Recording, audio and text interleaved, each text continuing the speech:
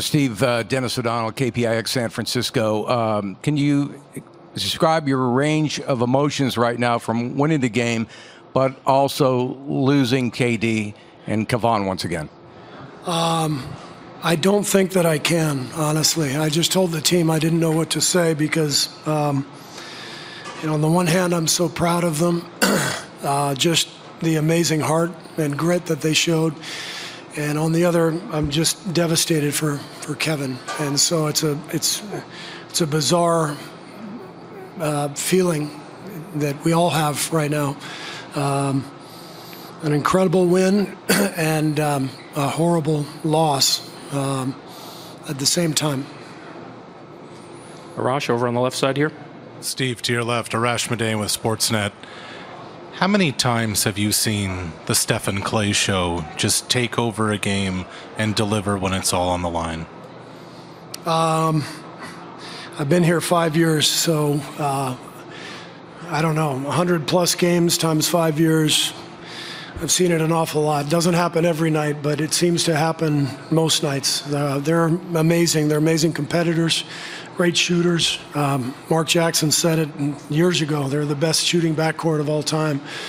And but maybe what people don't know is how competitive they are, and I thought that showed tonight. Mark in the front. Mark Medina Bay News Group. We obviously got some of the information regarding Kevon and Kevon with his injuries, but is there any new information to report as well? I believe Bob Myers is going to come in and speak on the health front. I don't really know much. Bob was back there during the game. He'll have more information.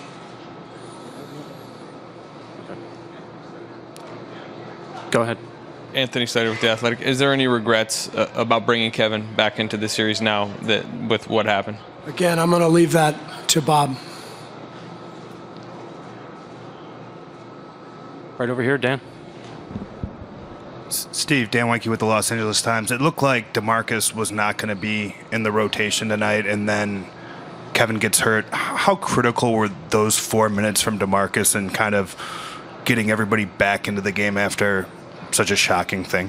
Yeah, I thought DeMarcus was fantastic tonight. He stayed ready. He didn't get the first call, for that second quarter run. We went to Bogut, and then with the injury, we knew we needed his scoring, and he stayed ready and played a brilliant game. So very happy for him, and he's he's been through an awful lot himself over the last year plus with his own injuries. So this was a great night for him individually, and very happy for him. Again, over here in the same row. Steve, Brandon Hurley with the Carroll Times-Herald. Kawhi Leonard had a huge stretch in that fourth quarter. He took over the game. They regained the lead, the Raptors did, and the crowd was going crazy. You guys could have folded, but you guys regained the lead and then pulled it out. How do you think your guys were able to do that and overcome that? I think we went down 6, if I'm not mistaken, and maybe it was 5. I don't remember. Was it 5?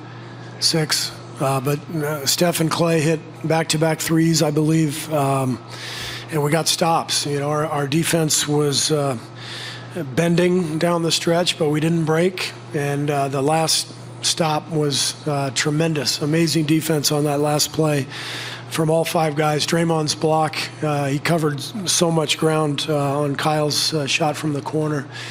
So our guys just stayed with it, and they stayed poised, and just an amazing job finishing the game.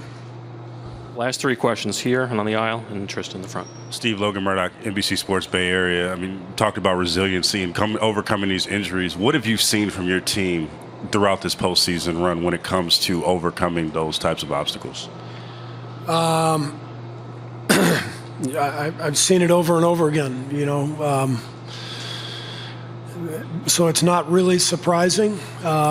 This is who they are. They've accomplished so much over the years, and that doesn't just happen. And it doesn't just happen with talent. There has to be more that goes into it, and it's that fight, that competitive desire that I talked about, and that ability to stay poised under pressure. It was brilliant to watch. Hello. Trista Crick, USA Today. We talked yesterday about locking in and staying focused on the moment. How unique of a challenge was that after KD left the floor, knowing that you guys had to dig this win out, but what obviously KD was probably going through? Yeah, I mean, it made it difficult, especially with the start that we got off to, and Kevon was playing so well.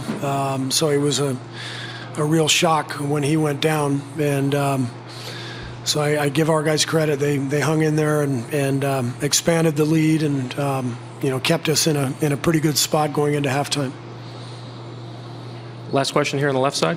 Steve, Reed Forgrave with CBS Sports. The whole air went out of the building when Kevon went down. Everyone seemed shook. How do you and the leaders from your team try to go back out there and fight after experiencing something like that? What did you say to them? What was that moment like? I didn't say anything. There was nothing to be said, The Raptors players were telling the crowd to be quiet out of respect, which I appreciated, because some of the fans were cheering when it happened, and I think the Raptors players understood, how serious it was, and they sort of quieted the crowd, and there was just a couple minutes there where it all seemed so eerie and strange, and it took maybe a little bit for both teams to collect themselves.